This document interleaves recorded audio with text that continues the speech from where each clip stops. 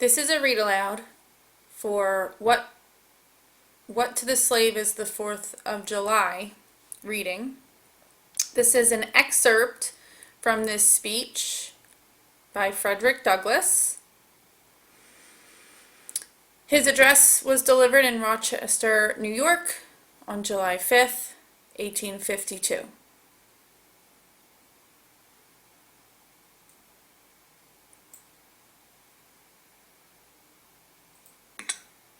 My business, if I have any here today, is with the present.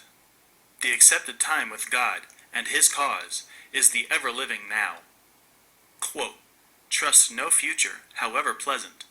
Let the dead, past, bury its dead. Act in the living present, heart within, and God overhead. End quote. We have to do with the past only as we can make it useful to the present and to the future. To all inspiring motives, to noble deeds which can be gained from the past, we are welcome. But now is the time, the important time. Your fathers have lived, died, and have done their work, and have done much of it well. You live and must die, and you must do your work. You have no right to enjoy a child's share in the labor of your fathers, unless your children are to be blessed by your labors. You have no right to wear out and waste the hard-earned fame of your fathers, to cover your indolence.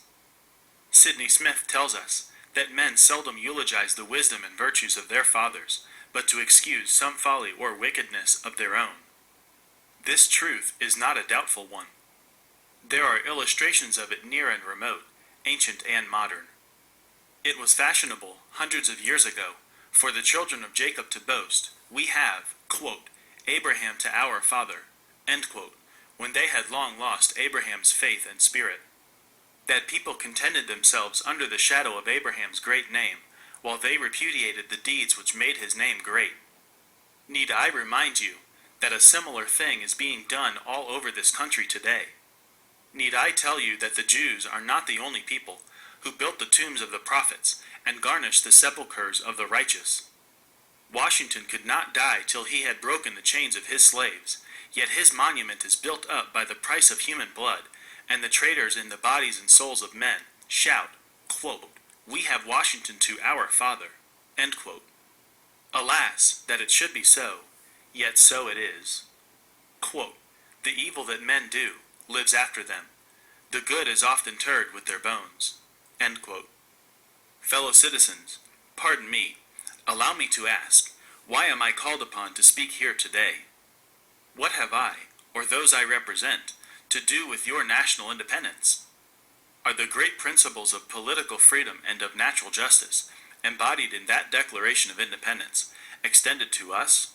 And am I, therefore, called upon to bring our humble offering to the national altar, and to confess the benefits and express devout gratitude for the blessings resulting from your independence to us?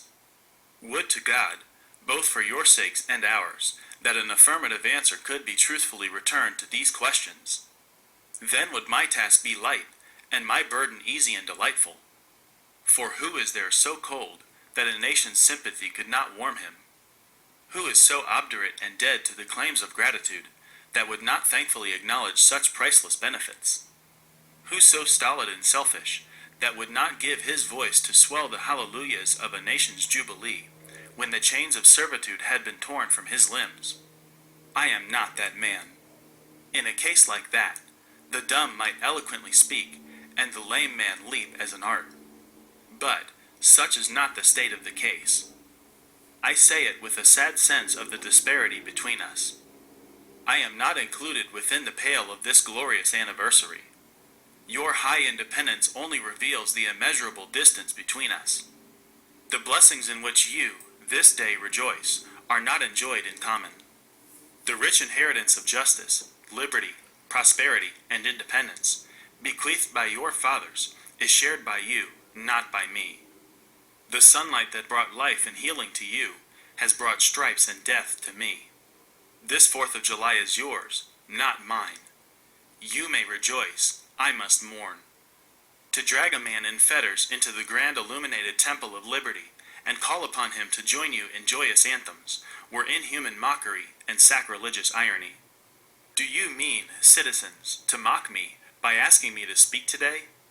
If so, there is a parallel to your conduct. And let me warn you that it is dangerous to copy the example of a nation whose crimes, towering up to heaven, were thrown down by the breath of the Almighty, burying that nation in irrevocable ruin. I can today take up the plaintive lament of a peeled and woe-smitten people. Quote, by the rivers of Babylon, there we sat down. Yeah, we wept when we remembered Zion. We hanged our harps upon the willows in the midst thereof. For there, they that carried us away captive required of us a song, and they who wasted us required of us mirth, saying, sing us one of the songs of Zion. How can we sing the Lord's song in a strange land? If I forget thee, O Jerusalem, let my right hand forget her cunning. If I do not remember thee, let my tongue cleave to the roof of my mouth. End quote. Fellow citizens, above your national, tumultuous joy, I hear the mournful wail of millions whose chains, heavy and grievous yesterday, are, today, rendered more intolerable by the jubilee shouts that reach them. If I do forget, if I do not faithfully remember those bleeding children of sorrow this day, quote, may my right hand forget her cunning, and may my tongue cleave to the roof of my mouth. End quote. To forget them, to pass lightly over their wrongs, and to chime in with the popular theme, would be treason most scandalous and shocking, and would make me a reproach before God and the world. My subject, then, fellow citizens, is American slavery. I shall see, this day, and its popular characteristics, from the slave's point of view. Standing, there, identified with the American bondman, making his wrongs mine, I do not hesitate to declare, with all my soul, that the character and conduct of this nation never looked blacker to me than on this 4th of July. Whether we turn to the declarations of the past, or to the professions of the present, the conduct of the nation seems equally hideous and revolting. America is false to the past, false to the present, and solemnly binds herself to be false to the future. Standing with God and the crushed and bleeding slave on this occasion, I will, in the name of humanity which is outraged, in the name of liberty which is fettered, in the name of the Constitution and the Bible, which are disregarded and trampled upon, dare to call in question and to denounce, with all the emphasis I can command, everything that serves to perpetuate slavery, the great sin and shame of America. Quote, I will not equivocate, I will not excuse, end quote. I will use the severest language I can command, and yet not one word shall escape me that any man, whose judgment is not blinded by prejudice, or who is not at heart a slaveholder, shall not confess to be right and just. But I fancy I hear someone of my audience say, it is just in this circumstance that you and your brother abolitionists fail to make a favorable impression on the public mind. Would you argue more and denounce less? Would you persuade more and rebuke less? Your cause would be much more likely to succeed. But, I submit, where all is plain there is nothing to be argued. What point in the anti-slavery creed would you have me argue? On what branch of the subject do the people of this country need light? Must I undertake to prove that the slave is a man? That point is conceded already. Nobody doubts it. The slaveholders themselves acknowledge it in the enactment of laws for their government. There are 72 crimes in the state of Virginia, which, if committed by a black man, no matter how ignorant he be, subject him to the punishment of death, while only 2 of the same crimes will subject a white man to the like punishment.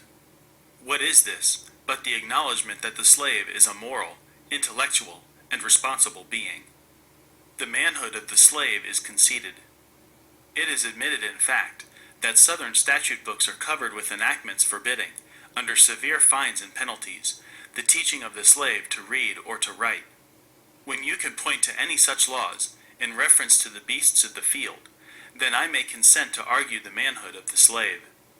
When the dogs in your streets, when the fowls of the air, when the cattle on your hills, when the fish of the sea, and the reptiles that crawl, shall be unable to distinguish the slave from a brute, then I will argue with you that the slave is a man. For the present, it is enough to affirm the equal manhood of the Negro race. Is it not astonishing that, while we are plowing, planting, and reaping, using all kinds of mechanical tools, erecting houses, constructing bridges, building ships, working in metals of brass, iron, copper, silver, and gold, that, while we are reading, writing, and ciphering, acting as clerks, merchants, and secretaries, having among us lawyers, doctors, ministers, poets, authors, editors, orators, and teachers, that, while we are engaged in all manner of enterprises common to other men, digging gold in California, capturing the whale in the Pacific, feeding sheep and cattle on the hillside, living, moving, acting, thinking, planning, living in families as husbands, wives, and children, and, above all, confessing and worshiping the Christian's God, and looking hopefully for life and immortality beyond the grave, we are called upon to prove that we are men. Would you have me argue that man is entitled to liberty? That he is the rightful owner of his own body? You have already declared it. Must I argue the wrongfulness of slavery? Is that a question for Republicans? Is it to be settled by the rules of logic and argumentation, as a matter beset with great difficulty, involving a doubtful application of the principle of justice, hard to be understood? How should I look today, in the presence of Americans, dividing and subdividing a discourse, to show that men have a natural right to freedom, speaking of it relatively and positively, negatively and affirmatively? To do so would be to make myself ridiculous, and to offer an insult to your understanding. There is not a man beneath the canopy of heaven that does not know that slavery is wrong for him. What, am I to argue that it is wrong to make men brutes, to rob them of their liberty, to work them without wages, to keep them ignorant of their relations to their fellow men, to beat them with sticks, to flay their flesh with the lash, to load their limbs with irons, to hunt them with dogs, to sell them at auction, to sunder their families, to knock out their teeth, to burn their flesh, to starve them into obedience and submission to their masters? Must I argue that a system thus marked with blood and stained with pollution is wrong? No, I will not. I have better employment for my time and strength than such arguments would imply. What, then, remains to be argued? Is it that slavery is not divine, that God did not establish it, that our doctors of divinity are mistaken? There is blasphemy in the thought. That which is inhuman cannot be divine. Who can reason on such a proposition? That they can, may, I cannot. The time for such argument is past. At a time like this, scorching irony, not convincing argument, is needed. Oh, had I the ability, and could I reach the nation's ear, I would, today, pour out a fiery stream of biting ridicule, blasting reproach, withering sarcasm, and stern rebuke. For it is not light that is needed, but fire. It is not the gentle shower, but thunder. We need the storm, the whirlwind, and the earthquake. The feeling of the nation must be quickened, the conscience of the nation must be roused, the propriety of the nation must be startled, the hypocrisy of the nation must be exposed, and its crimes against God and man must be proclaimed and denounced. What, to the American slave, is your 4th of July? I answer, a day that reveals to him, more than all other days in the year, the gross injustice and cruelty to which he is the constant victim. To him, your celebration is a sham, your boasted liberty, an unholy license, your national greatness, swelling vanity. Your sounds of rejoicing are empty and heartless, your denunciations of tyrants, brass-fronted impudence. Your shouts of liberty and equality, hollow mockery. Your prayers and hymns, your sermons and thanksgivings, with all your religious parade and solemnity, are, to him, mere bombast, fraud, deception, impiety, and hypocrisy, a thin veil to cover up crimes which would disgrace a nation of savages. There is not a nation on the earth guilty of practices more shocking and bloody than are the people of these United States at this very hour. Go where you may, search where you will, roam through all the monarchies and despotisms of the old world, travel through South America, search out every abuse, and when you have found the last, lay your facts by the side of the everyday practices of this nation, and you will say with me that, for revolting barbarity and shameless hypocrisy, America reigns without a rival.